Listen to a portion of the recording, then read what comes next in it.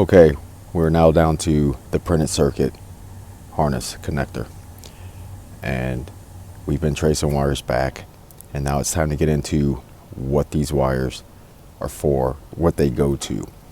Now, before we begin, I do want you to keep in mind that this came out of a 1972 Chevrolet C-10, and not all colors go in the same pins and all of the printed circuit connectors.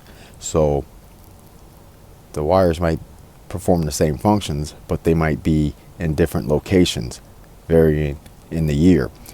Also would like to mention that some pin locations would be different with a different color wire.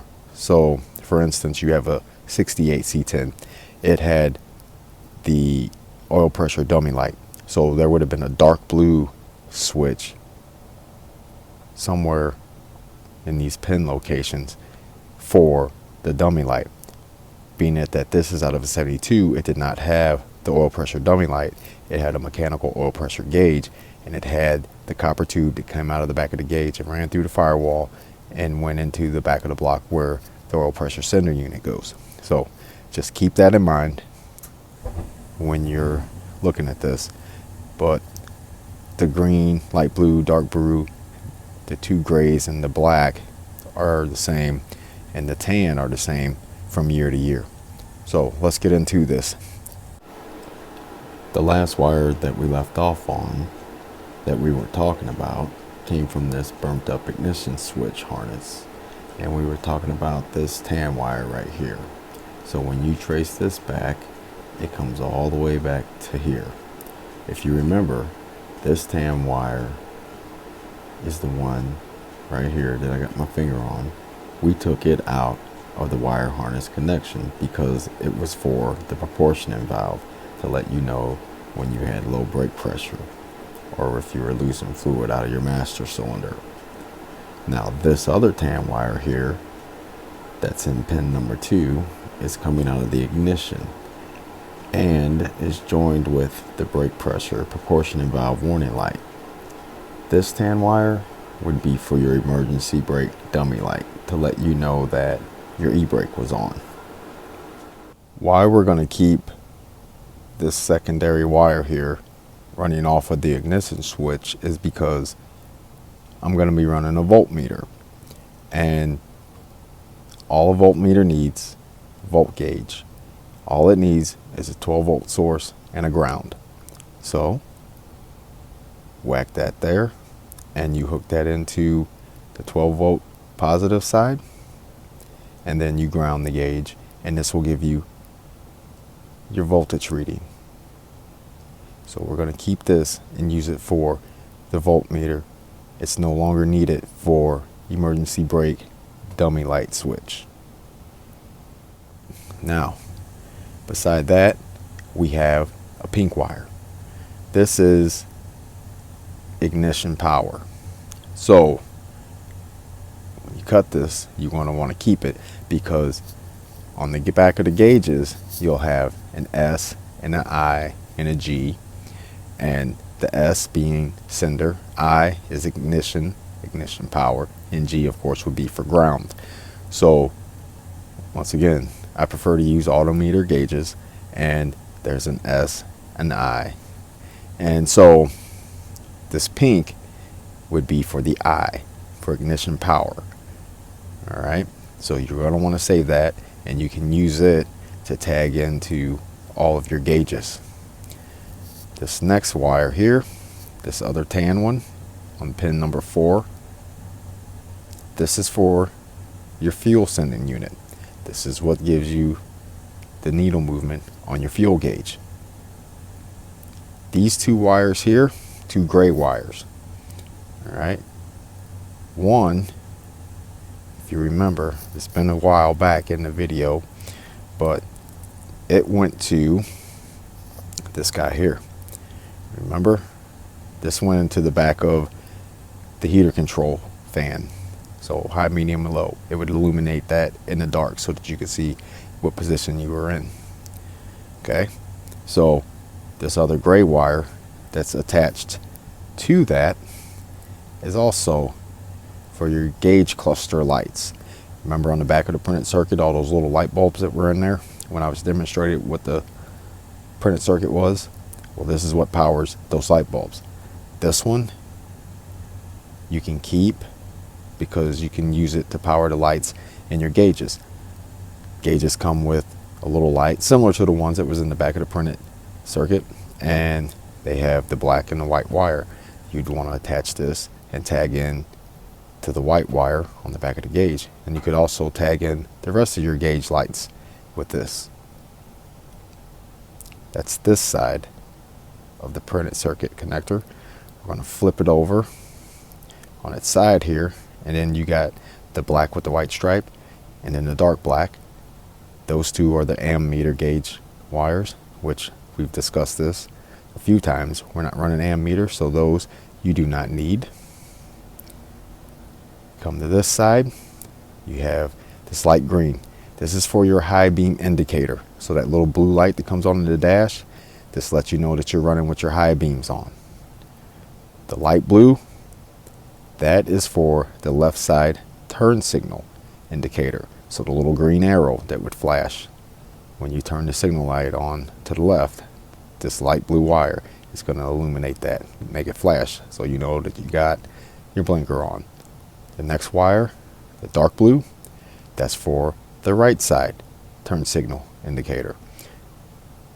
And then finally, you're over here on number 7, and it's just the black wire. It's just the ground wire. This is the ground wire that had the little clip on it that clipped to the bottom of the dash, and this grounded this printed circuit assembly.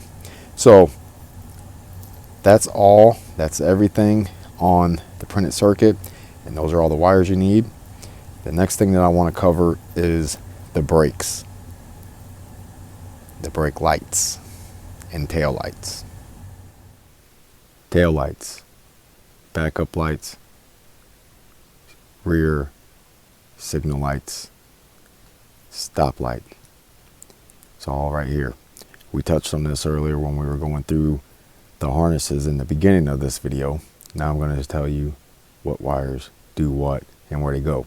So to know that, you have to know that if you want to run reverse lights, you need this. You have a light green and you have a dark green. The dark green, when you trace it back and you run it all the way around, it runs up through here and it goes right through there. And when you flip this over,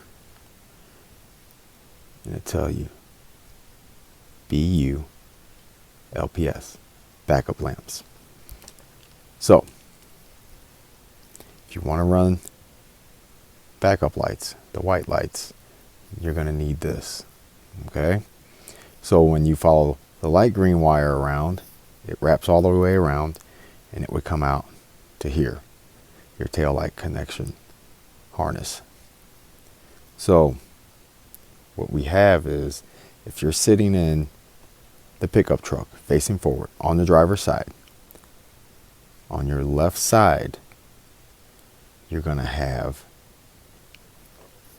this yellow wire.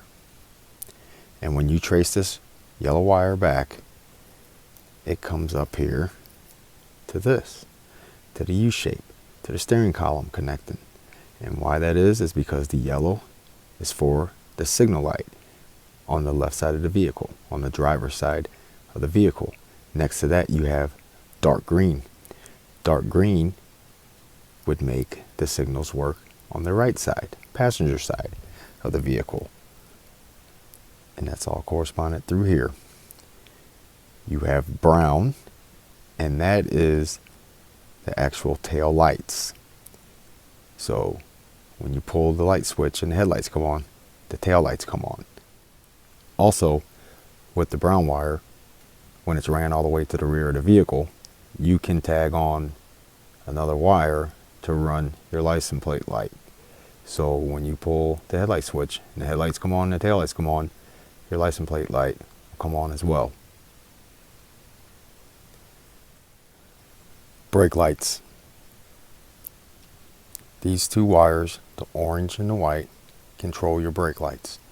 We reviewed this at the beginning of the video.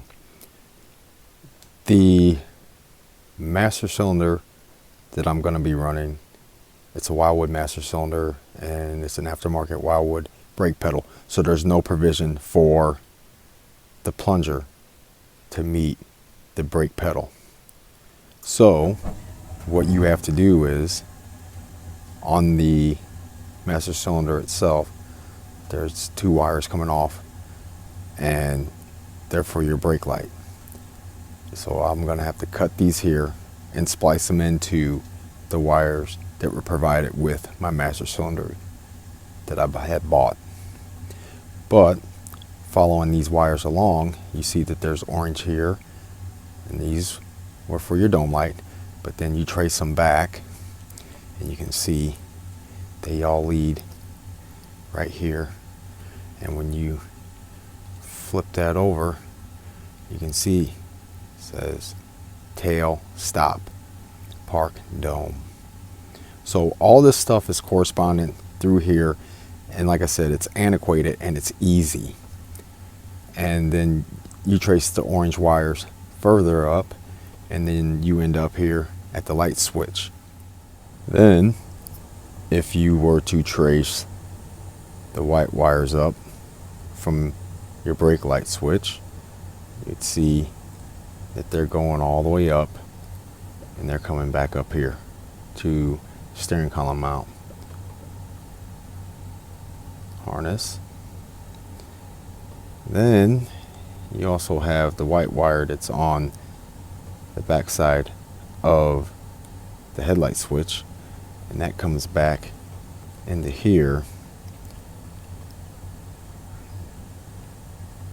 It runs down to there. So when you twist the knob to the right, it illuminates the dome light. The purple wire that we have in here, that goes for the hazard flasher, and that's down here. I'll flip it over here so you can see. See, it goes right there in the flashers.